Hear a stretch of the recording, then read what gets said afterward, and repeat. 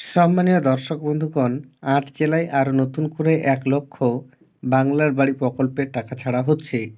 কারা এই টাকা পাচ্ছেন বা কেন টাকা ছাড়া হচ্ছে সেই সম্পর্কিত বিস্তারিত আপডেট রয়েছে আপনাদের জন্য। এর আগে অনুরোধ, চ্যানেলে নতুন হয়ে থাকলে ছোট্ট চ্যানেলটি সাবস্ক্রাইব করে নোটিফিকেশন অল করে রাখতে ভুলবেন না। দেখুন প্রতিবেদনে এ বিষয়ে কি বলা হয়েছে। রাজ্যের আবাস প্রকল্পে অনুমোদিত তালিকার ১১ লক্ষ উপভোক্তাকে টাকা দেওয়ার কাজ প্রায় শেষের পথে।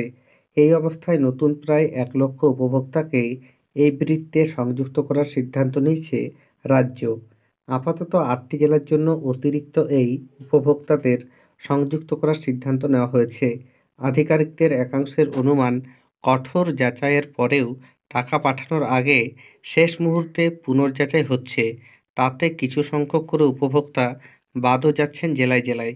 বেঁচে যাওয়া অর্থের কারণেই এই অন্তর্ভুক্তি। প্রশাসনিক পর্যবেক্ষকদের একাংশের মতে, যে ৮টি জেলাকে বাছা হয়েছে সেগুলি রাজনৈতিক সমীকরণের দিক থেকেও গুরুত্বপূর্ণ। কেন্দ্রীয় বরাদ্দ না আসায় ডিসেম্বর থেকে আবাস উপভোক্তাদের বাড়ি তৈরির জন্য প্রথম কিস্তির ৬০,০০০ টাকা করে রাজ্য সরকার নিজস্ব তহবিল থেকে দিচ্ছে। আপনারা জানেন, মোট ১১ লক্ষ বাড়ি তৈরির টাকা এই মুহূর্তে ছাড়ার কথা রয়েছে। লোকসভা ভোটের আগে এই প্রতিশ্রুতিও দেওয়া হয়েছিল। প্রশাসনিক সূত্রে দাবি, আবাস প্লাস প্রকল্পের তালিকায় অর্থাৎ পিডাব্লিউবি বা যার পোশাকি নাম পার্মানেন্ট ওয়েটিং লিস্টে যাদের নাম রয়েছে, মোট প্রায় ২৮ লক্ষ উপভোক্তার নাম ওই তালিকায় ছিল। তাদের মধ্যে ১১ লক্ষ উপভোক্তার তালিকাকে ২০২২ সালের নভেম্বরে অনুমোদন দিয়েছিল কেন্দ্র সরকার। বাকি প্রায় ১৭ লক্ষ উপভোক্তার মধ্যে থেকে এই নতুন বরাদ্দ দেওয়ার সিদ্ধান্ত হয়েছে।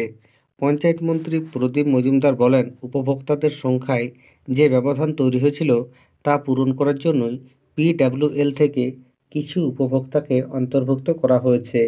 মোট সংখ্যাটা যাতে ১২ লক্ষই থেকে যায়, যা রাজ্য সরকার ঘোষণা করেছিল। প্রশাসনের এক কর্তা বলছেন, উপভোক্তার ব্যাংক অ্যাকাউন্টে টাকা পাঠানোর আগের মুহূর্তে ফের একবার যাচাই করা হচ্ছে। তাতে সন্দেহজনক কিছু থাকলে তৎক্ষণাৎ তা থামিয়ে দেওয়া হচ্ছে। আবার টাকা পাঠানোর পরে কোনো উপভোক্তাকে অযোগ্য বলে জানা গেলে তার থেকে অর্থ ফিরিয়েও নিচ্ছে সরকার। প্রতিটি জেলায় এভাবে অনেক অর্থ বেঁচে যাচ্ছে। সম্ভবত তা কাজে লাগানোর জন্য নতুন উপভোক্তাদের যুক্ত করা হচ্ছে। গত ১৭ ডিসেম্বর আবাসে টাকা দেওয়ার আনুষ্ঠানিক সূচনা করে মুখ্যমন্ত্রী মমতা বন্দ্যোপাধ্যায় বলেছিলেন, জেলা শাসক, police super, SDO, BDO, OC, IC সকলের নজরদারিতে আবাসের তালিকা পুনর্যাচাই হয়েছে। তারপর সাধারণের মতামত নিয়ে সেই তালিকা জনসমক্ষে আনা হয়েছিল। মোট ২৮ লক্ষ উপভোক্তা রয়েছেন। যারা এই দফায় পাননি তারা দুঃখ করবেন না। কেন্দ্র টাকা না দিলে তাদেরও দুটো কিস্তিতে টাকা দেওয়া হবে। ২০২৬ সালের মধ্যে কাজ শেষ করে ফেলব।